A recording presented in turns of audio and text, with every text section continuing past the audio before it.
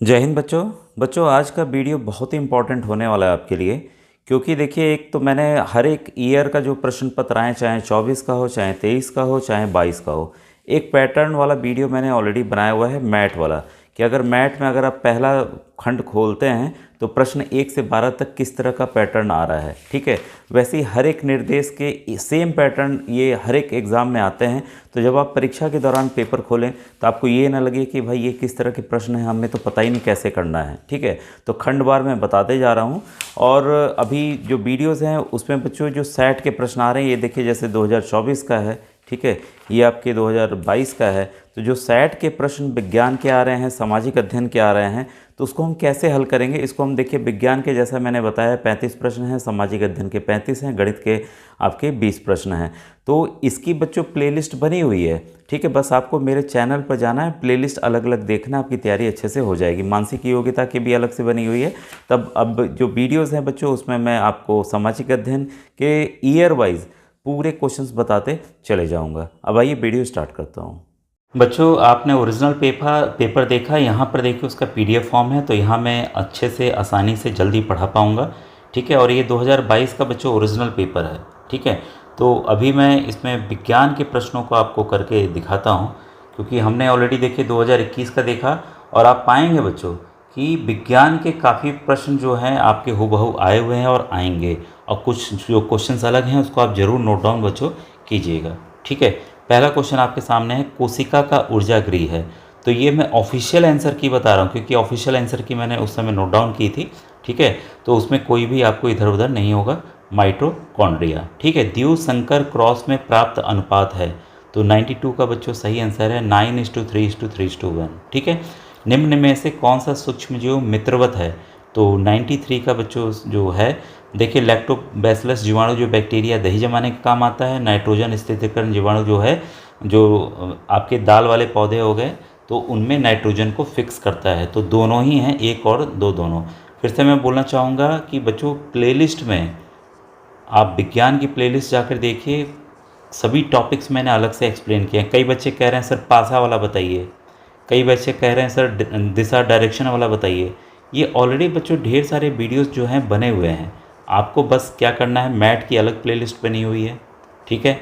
गणित जिनको देखना है मैथ्स की अलग बनी हुई है, और साथ में विज्ञान की साइंस की अलग बनी हुई है, सामाजिक अध्ययन एसएसटी की अलग बनी हुई है। बस आप उनको जाकर देखिए, आपकी तैयारी एकदम बेहतरीन हो जाएगी। और मैं कंफर्म हूँ केवल वीडियोज़ के जरिए ही जो किताब वगैरह नहीं ले पाए बच्चे, वो वीडियोज़ के जरिए ही उनके एकदम पास हो जाएंगे। बस आपको उसको झाँक कर ध्यान से देखना है। बच्चों के आप इंटरव्यूज़ जाके देख सकते हैं। जो यूपी का टॉपर बच्चा है उसका भी इंटरव्यू डला हुआ है, जिसने 180 में से मुझे जो याद आ रहा है 170 सवाल उसके सही थे। अभी तक की हाईएस्ट उस स्कोरिंग उसके द्वारा की गई है, सुदीप के द्वारा। तो प्रयागराज का बच्चा ही है, आप उसको जाकर देखिए कि उसने तैयारी कैसे की और इतने नंबर उसके कैसे आए, ठीक है। तो आपको इंटरव्यू वाली प्लेलिस्ट में ये दिख जाएगा। इसके बाद नेक्स्ट क्वेश्चन है, रेड डाटा बुक क्या है।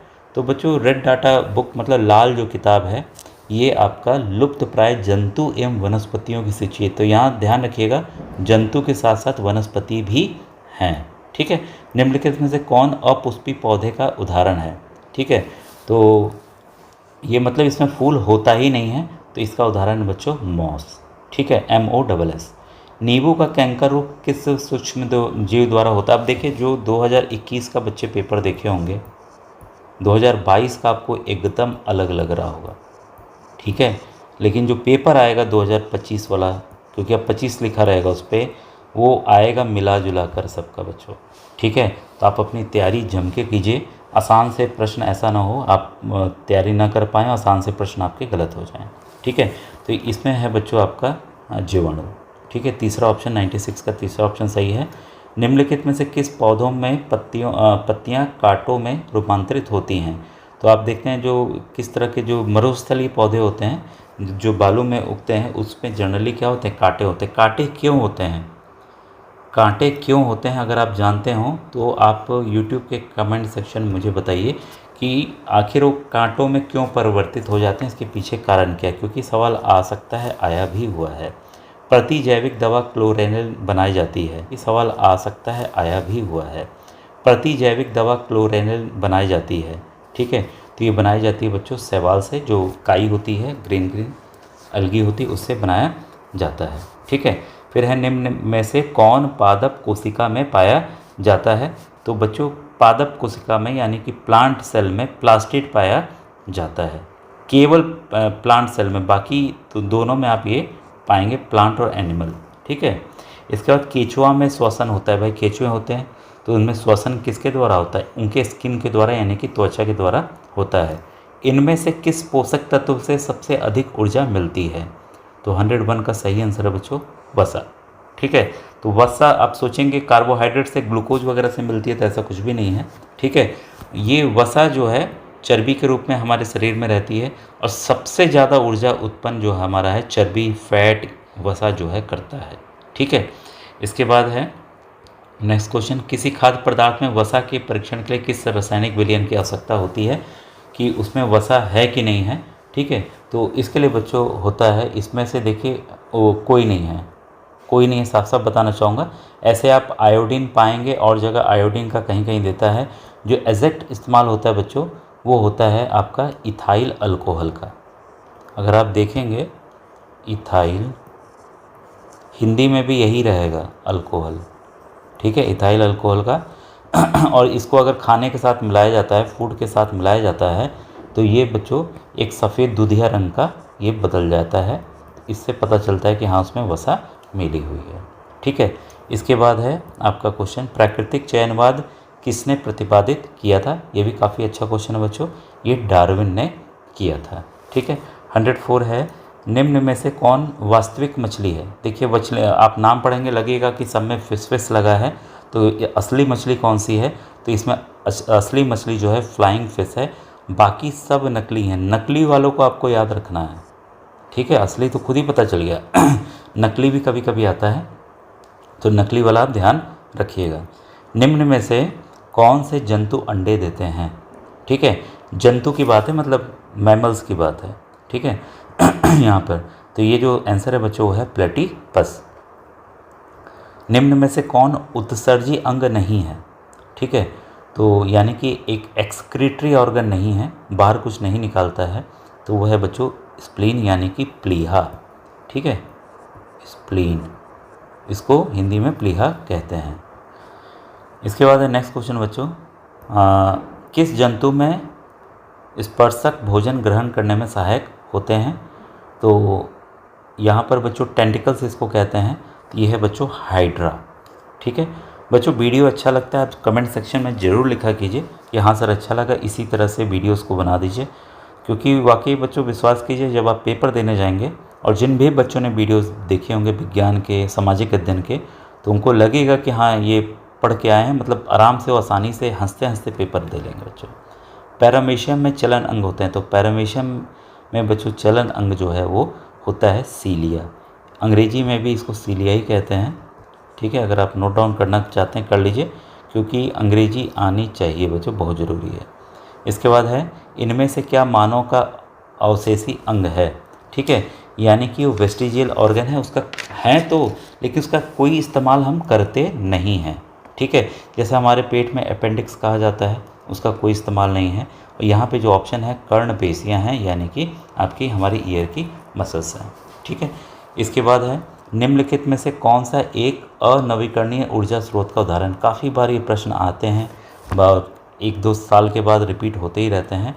तो यहाँ पर जीवाश्म ईंधन इसका बच्चों सही आंसर है। अनवीकरणीय यानी कि ये नॉन रिन्यूएबल्स एनर्जी सोर्स है, इसे हम दोबारा नहीं पा सकते और ये हमें बराबर मिलते रहेंगे। इन तीनों को भी आप ज़रूर याद रखिएगा। निम्नलिखित में से कौन ध्वनि के तारत्व से संबंधित है? तारत्व यानी कि पिच से संबंधित है, तो है बच्चों फ्रीक्वेंसी।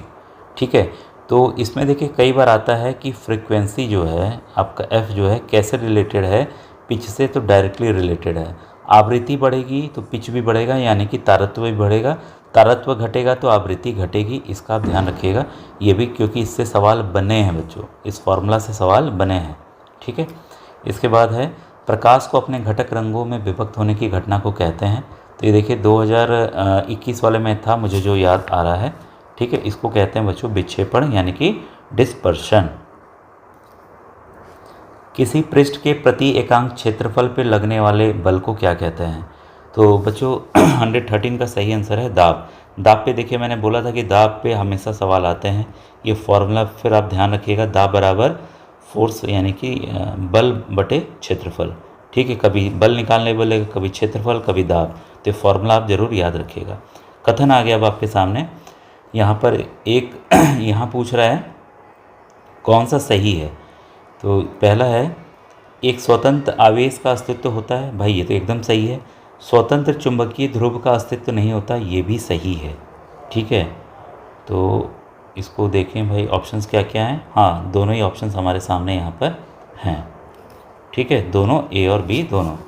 यदि धारामापी अमीटर वोल्ट मीटर के प्रतिरोध क्रमशः x1 x2 x3 हो तो, ठीक है, कौन बड़ा कौन छोटा ये हमें बताना है। काफ़ी इम्पॉर्टेंट क्वेश्चन है बच्चों। इसमें देखिए ऑप्शन जो है आपका तीसरा सही है। मैं आपको इसको लिख दे रहा हूँ, बल्कि आप इसको ध्यान रखिएगा। नंबर आपका 1 पर एमीटर है, ये सबसे कम होगा। ठीक है, इसके बाद आपका गैल्वेनोमीटर है यानी कि धारामापी है, ये आपका नंबर 2 पे होगा। ठीक है, इसके बाद आपका वोल्ट मीटर है, ये आपका नंबर 3 पे होगा। तो इसका आप ज़रूर क्रम याद रखिएगा, या तो बढ़ते हुए या घटते हुए, चाहे जैसे आप याद करना चाहें इसको याद कर लीजिएगा। ये काफ़ी इंपॉर्टेंट क्वेश्चन है, ये आ सकता है। ठीक है, अब नेक्स्ट सवाल है आपके सामने। यदि 1 मील बराबर 8/5 किलोमीटर तो 1 मील प्रति घंटा का मान बराबर होगा। ठीक है, तो बच्चों ये कन्वर्ट करना होगा। ठीक है, तो इसको आप कर लीजिएगा। ये आएगा आंसर आपका 4/9 मीटर प्रति सेकंड में। ठीक है, इसके बाद है आपका इसको मीटर प्रति सेकंड बस कन्वर्ट करना, कर लीजिएगा। हर्ट्ज मात्रक होता है, तो हर्ट्ज मात्रक बच्चों होता है आवृत्ति का। इसका सिंबल भी ज़रूर याद रखिएगा HZ। ठीक है, इसके बाद है धूप के चश्मे के कांच को अस्थायी रंग प्रदान करने वाला यौगिक है। तो ये काफ़ी इंपॉर्टेंट है बच्चों, ये है आपका सीरियम ऑक्साइड। ठीक है, जल में ऑक्सीजन की संयोजकता होती है, यानी कि उसकी जो वैलेंसी होती है वो कितनी होती है, वैलेंसी ऑक्सीजन की, भाई H2O। भाई 2 हाइड्रोजन ले रहा है तो भाई 2 है, क्लियर है। तो इसका दूसरा ऑप्शन बच्चों 119 का दूसरा ऑप्शन सही है। ठीक है, इसके बाद है सल्फाइड अयस्क है। तो जो सल्फाइड का बच्चों अयस्क है वो है अर्जेंटाइट। ठीक है, तो ये भी काफ़ी इंपॉर्टेंट है। और इसका अर्जेंटाइट का फॉर्मूला आप नोट कर लें, Ag2S। ठीक है, ये इसका फॉर्मूला है। हेमाटाइट का ज़रूर आप नोट करें, ये लोहे के लिए होता है Fe2O3। बॉक्साइट अल्मुनियम निकाला जाता है Al2O3 × 2H2O, इससे आपका अल्मुनियम निकलता है। और जिप्सम से बच्चों आपका ये कैल्शियम का ओर है। ठीक है, कैल्शियम का ये ओर है जिप्सम। ठीक है, तो इसको आप ज़रूर नोट कीजिएगा, ये आपको काम आएगा एग्ज़ाम के दौरान। ठीक है, पीतल का अवयवी धातु है। ठीक है, तो पीतल जो है कॉम्बिनेशन होता है बच्चों कॉपर और जिंक का। ठीक है, इसमें नोट कीजिएगा कॉपर जो है 66% होता है, और आपका जिंक जो है जिंक आपका होता है 34%, टोटल 100 हो गया। ठीक है, तो ये आप याद रखिएगा, कॉपर 66% और ये 34% होता है। द्रव सोना है। ठीक है, द्रव सोना क्या है यहाँ पर भाई, ये आता होगा मेरे ख्याल से, ये आप पे छोड़ रहा हूँ, कमेंट सेक्शन में इसका आंसर आप बताइएगा। एलपीजी में किसकी मात्रा अधिक है? वेरी इंपॉर्टेंट क्वेश्चन, बार बार रिपीट आते हैं। ब्यूटेन की बच्चों, बहुत इंपॉर्टेंट है, इसको आप जरूर नोट डाउन कीजिएगा। मृदु कांच बनाने में किन पदार्थ का उपयोग किया जाता है? देखिए काफ़ी अलग क्वेश्चन आ गया। ठीक है, और मेरे ख्याल से काफ़ी बच्चे इसका उत्तर नहीं जानते होंगे। ये है बच्चों सोडियम कार्बोनेट, कैल्शियम ऑक्साइड और सिलिकॉन डाइऑक्साइड। ठीक है, इसके कॉम्बिनेशन से ही मृदु कांच यानी कि सॉफ्ट ग्लास, मुलायम वाली कांच बनती है। केरोसिन में कौन सी धातु रखी जाती है? ये तो काफ़ी इंपॉर्टेंट है। ये आपका मैं आंसर का इंतज़ार करूँगा कि आप इसका आंसर क्या बताते हैं बच्चों 125 का। ठीक है, तो आज का वीडियो कैसा लगा ज़रूर बताइएगा बच्चों। ठीक है, नेक्स्ट वीडियो जल्दी लेके आऊँगा। Thank you very much.